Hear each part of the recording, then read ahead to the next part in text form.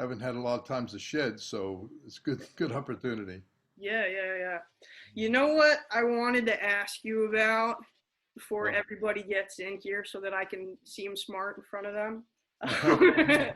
The 6/4 page. Yeah. Um, third line, second measure, and fourth line, second measure. When you start breaking up the quarter note triplet, Yep. what do you say? How do you? Okay, good. Yeah, good question. Yeah.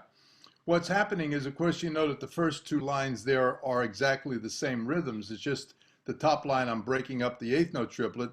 The second line, I'm writing it as the quarter note triplet, right? 1, 2, 3, 4, 1 triplet, 2 triplet, 3 triplet, 4 triplet, 1, 2, 3, 4, 1 triplet, 2 triplet, 3 triplet, 4 triplet, 1, right? Right. Yeah. Because quarter note triplet is every other tap of an eighth note triplet. Right. So the second line is the same as the first line, really. Now what happens, and do you know Pete Magadini? I've heard the name. I don't know him. Peter Magadini wrote books on polyrhythms and some really tough stuff. But his concept is that when you get that second line, after you play that quarter note triplet, like 1 triplet, 2 triplet, 3 triplet, 4 triplet, 1 triplet, 2 triplet, 3 triplet, you start thinking of it as 6. 1, 2, 3, 4, 5, 6. 1, 2, 3, 4, 5, 6. See that? So if I was to go to the third line, and I'll put my feet in. So the idea is the feet are still in 4, so that's establishing your time. Here, I'll change my cameras. There. So the third line is going to be 1, 2, 3, 4, 5, 6, 1, 2, 3, 4, 5, 6, 1, 2, 3, 4, 5, 6, 1, 2, 3, 4, 5, 6, 1. All right? So you're playing, when you do that, you're playing not a double time, but you're playing half as fast as the tempo is going. So it's kind of interesting. And then the last line is jazz time, and then you're playing 6/4. 1, 2, 3, 4, 1, 2, 3, 4, 5, 6, 1, 2, 3, 4, 1, 2, 3, 4, 5, 6, 1, 2, 3, 4, 1, 2, 3, 4, 5, 6, 1, 2, yeah. There he is. We got Ron and we got Dennis. What's up? How's everybody doing? Guys, how are you? Good. Good to see you. Good to see you. Thank you. See, the good thing about getting here early is I get all the tricks before you guys do. Oh, no fair. I didn't know that. You're showing me the ways of the Jedi. Nice. That's what you got to do. I'm loving it for a second. So I'm going to share my screen, and I think this will work out. So give me a second here. Oh, can you let me share the screen, Caryn? I think you don't see that it's enabled. Participants. It's telling me host disabled attendee screen sharing. Oh, really? Okay. If you can. Let's see. I'm going to make you the host, and that should fix the problem. Oh, okay. Yeah, that'll fix it. Right. All right. You are the host now. Okay, very good. Now, do I have to supply the drinks, or is that? What is yeah. Some coffee, some snacks. Not coming. We need Dave's dad for the cold cuts. Yeah, sure. I got some Cheetos downstairs if you want. I see them all. Okay, so let's see if this works. Yes, it works. Okay, so here we go. Everybody see it? Yeah.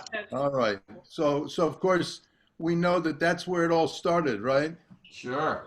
With Sam's Right. Bass Bops book,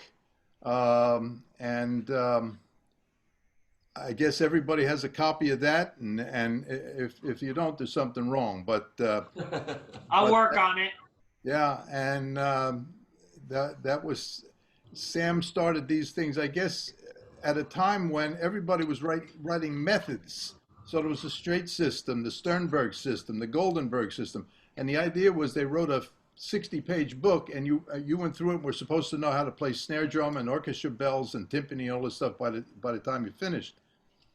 of course, that didn't work out. But Sam was the first one, along with Jimmy Chapin, who started writing just books on specific drum set stuff.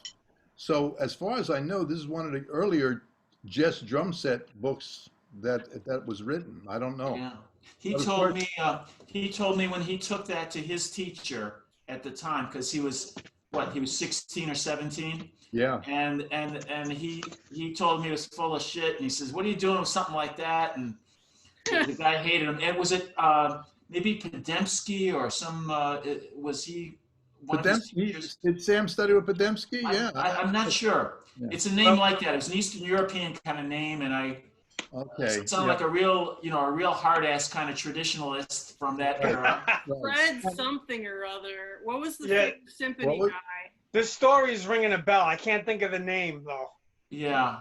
So I'm just making up Podemsky, but it was a name like that. So you know. Yeah, and Podemsky's a good representative because he was the one who wrote a method. So in other words, when you met somebody, you would say, "What method did you study?" "Oh, I did Podemsky. I did." So you knew what the deal was with it. Yeah. So nobody really wrote a book based on one concept and specifically drum set that I know of until Sam started this. And then, of course, Sam was the one who hipped Joel Rothman to how to do this and how to permutate the measures and everything. Of course, Joel went on to write almost as many books as Sam wrote. Yeah. Yeah.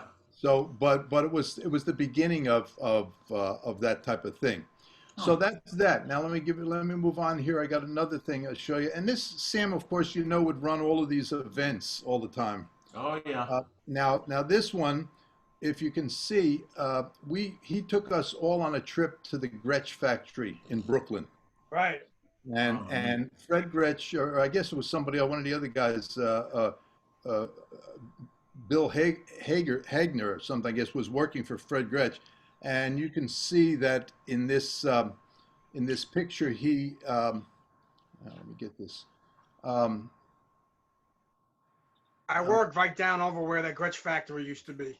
Okay, all right, yeah. In Williamsburg on the south side, yeah. And the guitar factory was a couple blocks over too. They had the Gretsch guitars were big then also. Right, exactly, yeah. So we did a whole tour of the factory. You can see Bill Rotella was there, Russ Moy was there, Jim McMahon, a lot of guys that were students of his at the time. And it was a great thing, and he brought us all over, and it was good exposure. And at the time, I was playing Gretsch drums, so that was cool too. Mm-hmm. So that's another thing that he did that where he went out. He didn't have to do that, but he said, "Hey man, come over and let's go to the Gretsch factory." So that's the way Sam was in terms of wanting to show us more stuff, and he was just that type of person. So that's that. The other couple of things he did was he would run these events. Of course, probably most of you have been there, but this is the one, you see Jimmy Chapin was there, right? And, sorry. So it was 1997, all right? And again, Bill Rotella, myself, Russ Moy, Sam's band that he used to hire all the time. So that went back quite a way, 97. Somebody do the math on me. Tell me how many years ago that was. 23? No, 30. Yeah, 23. That's all? 23 because 23? Jeez. I was born in 97, so. All right, and here's the one he did with Shaughnessy. How old was Sam back then? He was in his 70s then, at least, right? I guess, yeah, I guess he had to be. Wow, Ed Shaw, look at that shirt. Yeah. So we were Sam had us always dress up in tuxedos, which we did. Yeah. And then Ed Shaughnessy turns up in a Hawaiian shirt. But that's Sam, Bill Rotella, Russ, Ed, me, and Johnny Sirocco. Yeah. Where's John Sirocco? Oh, he's old. Wow, jeez. Yeah, it's Johnny Sirocco. Which one's Bill Rotella? Bill Rotella is standing right next to Sam. Right next to Sam. Okay. Yeah. Guys, just so you know, I just got a 10-minute warning thing. Yeah, I see it too. Yeah. If we get booted out, then just come right back in. Same All right. back. All right. All right. Good. There's Diana. She's back. Hi, I'm sorry. You know what? That zero you said, I thought it was a letter O instead of a zero. And I reinstalled the Zoom on the MacBook, and I guess I'm using the school computer. I had to put in the administrator ID, and it's a big mess. But so I just came back on here once I realized it wasn't an O. So You succeeded. You're here. I succeeded. Yes. I'm sorry. Did you play already without me? No, no. Of No. We're course just not. talking about Sam and some stuff. So we haven't played. All right. Are there any accents on it? I didn't know. No accents. Keep it very, very, very even. All right. So- Quanti. 1E and a 2E and a 3E and a 4E and a.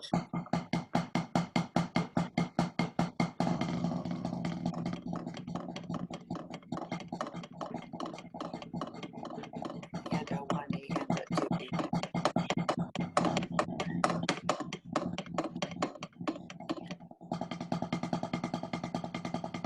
Okay. Any questions? You see what's going on?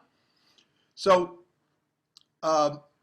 the thing there is that you can adjust. We were at the slow end tempo-wise there, but anywhere between 76, 108 works pretty well. 76, you can be a little slower. It's going to be a little more open. 108 is going to be a little tighter. All right, but you can adjust on that. Now, on all of these things, the fact that I wrote right-hand start, then I asked the students to go back and do the same thing, but start it left-handed. So it gives you balance. So let's Okay. try it a couple times left-handed. All right, starting with the same exact thing, start with your left hand. 1, 2, 3E and a 4E and a.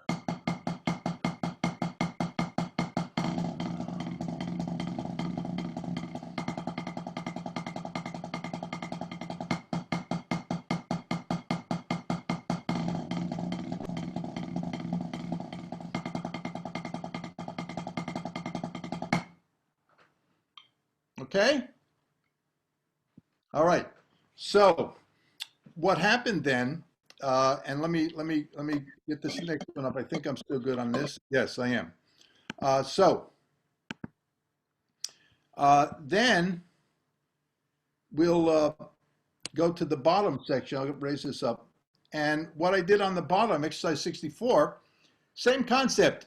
But if you look at the tempo, it's a faster tempo. So now, what does that mean? That means if it's faster, you don't have to put in as many hand motions. So now I've got a 3-meter roll. So you're playing triplets. Same thing, taps, buzzes, doubles. There's the range, 108 to 126 approximately. And we call that a 3-meter roll because there's three hand motions per pulse. So we try that. So I'll count one measure. 1, 2, 3, 4. 1 triplet, 2 triplet, 3 triplet, 4 triplet, 1 triplet, 2 triplet, 3 triplet, 4 triplet, 1 triplet, 2 triplet, 3 triplet, 4 triplet, 1.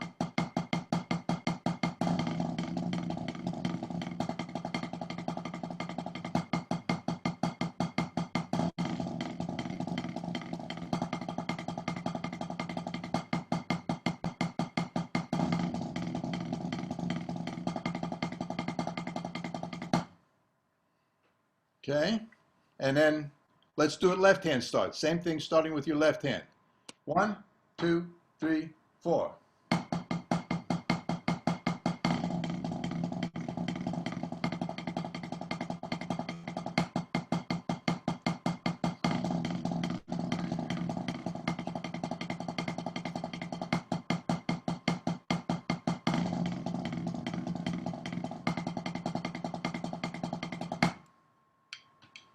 You okay? It's great, Glenn. Yeah, I like that. You know why I like that a lot is because the Percussive Arts Society, the rudiments, the way they show you the rudiments are always in 16th notes, right? Yes. And so there's very limited. A lot of students will come to me, and if I'll say, well, play a triplet roll in there, you don't have to put 3 strokes in the beat, Right. and they don't quite get it Right. unless you're in 6/8, and the 6/8 meters. Even then, my teacher would give me like a dotted quarter note roll in 6/8. We played as an open 7. Right. But if when you look at the Percussive Arts Society, you'd never get that idea at all. Yeah, it's the way they wrote the rudiments is kind of very limited. They don't give you a lot of information. So the poor student who has to try to decipher that on his own and figure out what's going on never works out. Yeah, so I've been through that. Really needs some direction and understanding of that. Yeah, but I understand exactly what you're saying, Ron. Yes. So those two, that's a 4 and a 3. But I ran this all the way. Prior to this, it starts with a 2-meter roll, which would be 8th notes. A 6-meter roll would be 16th notes. You could even do them in 5s and 7s, and I have them in the book. So that it and really this concept is, if you've worked out of the Stone Stick Control book and you've gone past the first 4 pages and into the back of the book, the roll things, that whole roll study is based upon the speed of the piece, and people don't understand that and they're trying to play at these pages at the same speed, and it doesn't work. And Stone never put any metronome in there to say, hey, do this slower, do this faster. A lot of times in the back, you look at the 2 pages, if you didn't look at the sticking, they look exactly the same. But all of a sudden, he's got it at one as a 9, and the other, all of a sudden, he's got it as a 13. He said, what the heck is going on here? Well, it's because of the speed. If you change the speed, this fits right in. Beautiful. That's great.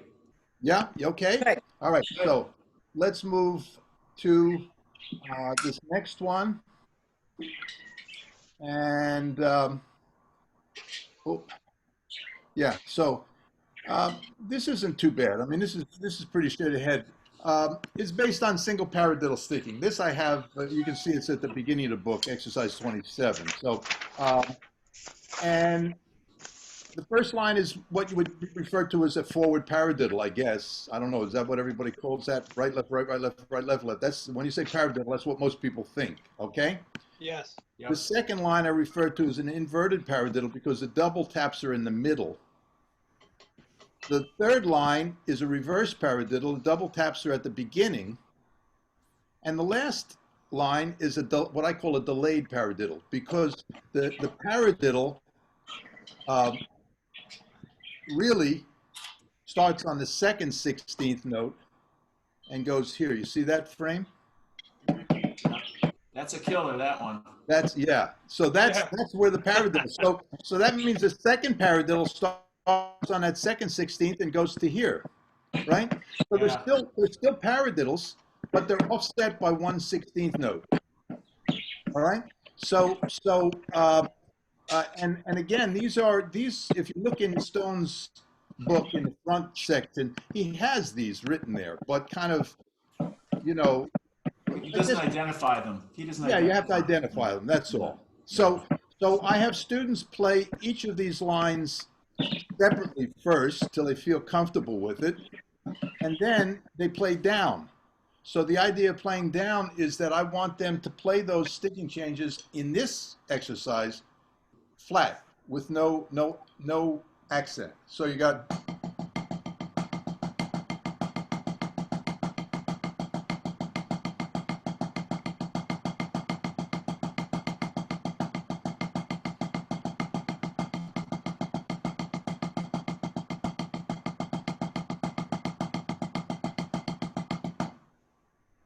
All right. So the idea is flexibility of your hands, and if you get that down and relax on it, let me see if I haven't been practicing it either. But let me see if I can do it faster for you and show you the concept of it. All right.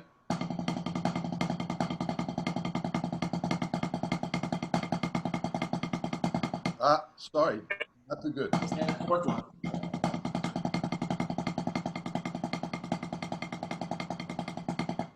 All right. So it's just to get that flow, just to get, so you're making those changes, but in this exercise, you want it to stay the same. So somebody listening to you, that's all they should be hearing. All right. Right. You want to try that? Sure. Let's give it a try. Okay. We're going to do it slower though. All right.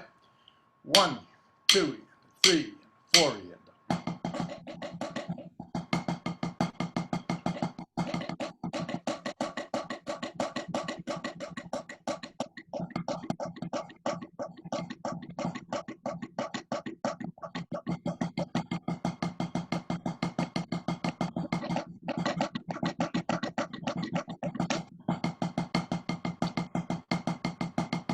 Okay? So the idea is just to get the flow going on it, just to relax, anticipating the hand motion, that the changes. What I do with this, and what I tell my students to do, is just think of where the double is in terms of the count. And if it's not a double, it's going to be a single. So for instance, the first line, the double is going to be on the and, each one. Second line is going to be e and. Third one's one e, and and then two, or whatever. So if you think of where the double is, it kind of makes it a little bit easier to play, because everything else is just singles. Then, and don't hate me for this, but if we go to exercise 28, we take the same exact 4 measures, but you're going to accent the first 16th of every single paradiddle. So it would be on the first beat here, but now on the second line, the first full paradiddle is here. So you don't start the accent till the last 16th. So there's the paradiddle, a left-handed paradiddle, right-handed paradiddle, and that left starts the beginning of the next line. Then here, the paradiddle starts on the third 16th, and then here's the tough one, the delayed. So it starts on the second 16th, goes over to here. That's the killer. That last one is the killer. All right. So now, if you're doing the same thing and you're accenting it, also let me see if I can do that.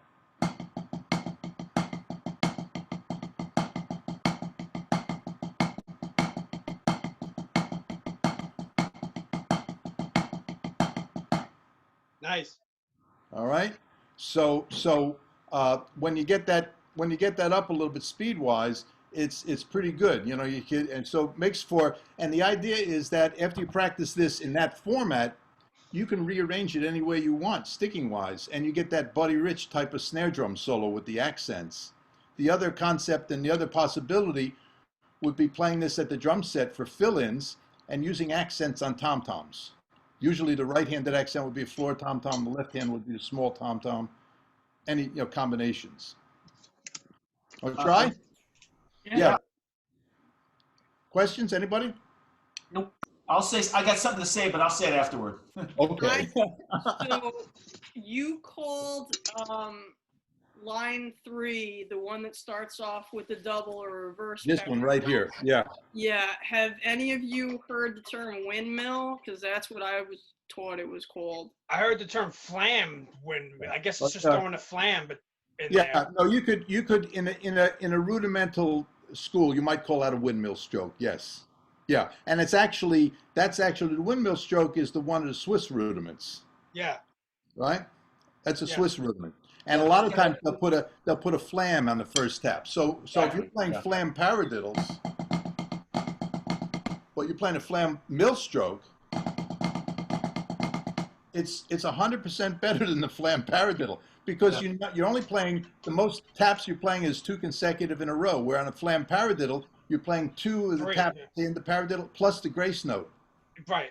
That's the trick. Well, Bringing that down. Where do you think the term the windmill came from? Does it look like a windmill playing a paradiddle? I don't know. Yeah, I probably think the way the guys moved their sticks or something. It had, most of those rudiments had something to do with the sound of it, or the only one that I know that was strangely Berger Lesson 25, and that's because Berger kind of invented it already, and they had no other name for it. What does this sound like? Well, who invented it? Rat-ta-tap was the nickname I had for that one. I heard rat-ta-tap.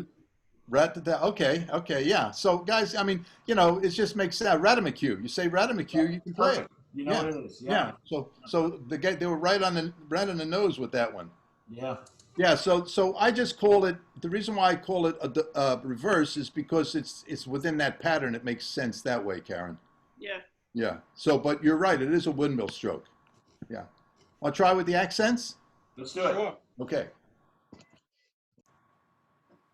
1, Hello. 2, 3 E and 4 E and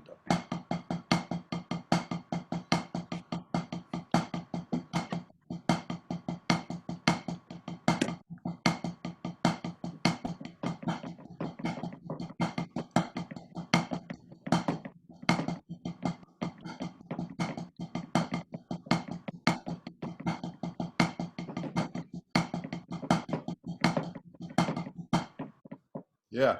Great tempo. Perfect. I was going to set it this tempo, Yeah, no, but I thought could- maybe you might not like that. I couldn't hit that No. last line both times around. I couldn't. That last line is the toughest one. It's the delayed paradiddle, but with the accent on the offbeat. So the key there would be just to play that over and over again, you know? Yeah.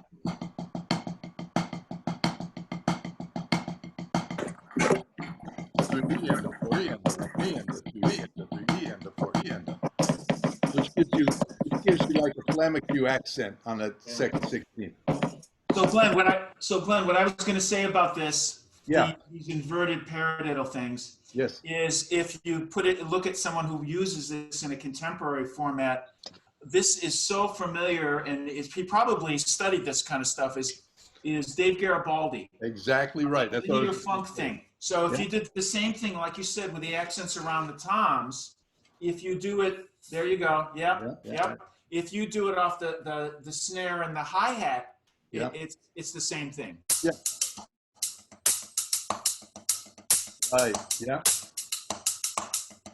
Yeah. You know? Yeah. Yeah. So you It's groove right like into the that? screen. That's a Dave Garibaldi, like a funk thing. Right? Yeah, in fact, I'll show you if we have time. I'll show you my other book. It's after this one, and I have a whole section in the back with doing these paradiddle variations as funk rhythms, with changing the bass drum. Perfect. Good. Yeah, So but you make that like a groove then, and what you just like play a different bass drum pattern? exactly. So if you took that first line, the paradiddles, right? The 1E and the 2E and the 3E and the 4E, and you put your right hand on the hi-hat, the closed hi-hat, add your bass drum on 1 and 3. Right.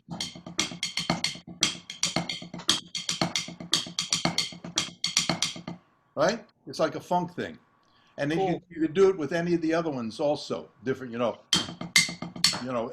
and the thing is, if you notice, on these patterns, the 2 beat and the 4 beat are all falling left-handed.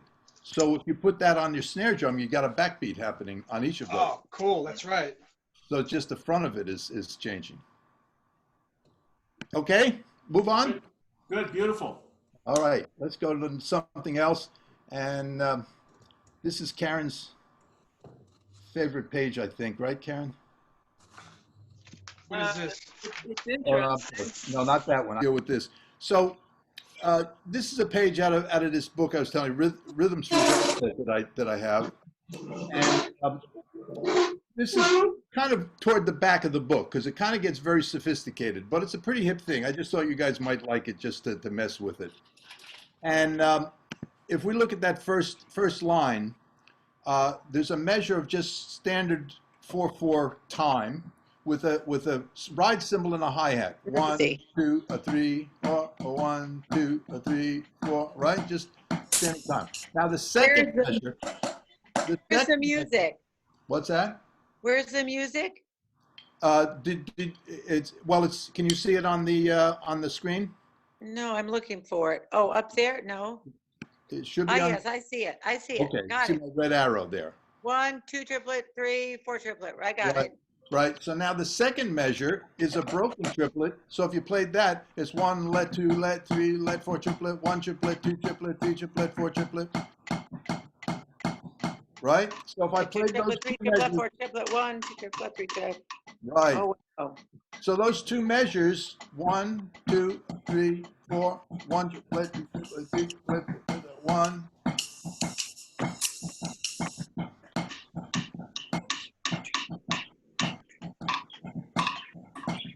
All right. So now, if you look at the next line down, it's exactly the same rhythm. But what I did was, instead of breaking the triplets on this second measure, I wrote them as quarter note triplets.